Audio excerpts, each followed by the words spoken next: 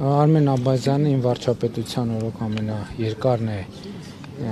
եղել ազգային անվտանգության ծառայության տնօրենի պաշտոնում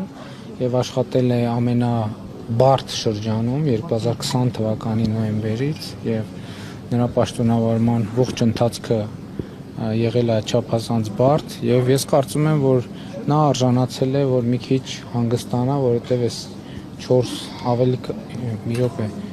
5 տարի այդ լարված պայմաններում աշխատել է ազգային անվտանգության ծառայության տնօրենի պաշտոնում, կարծում եմ հասկանում եք, որ հեշտ չի։ Իմ նշած հանգամանքների հետ կապ չունի։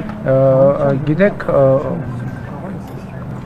ձեր նշած հանգամանքների հետ ուղղակի կապ ունի իմ նշած հանգամանքների հետ, իսկ ընդհանրապես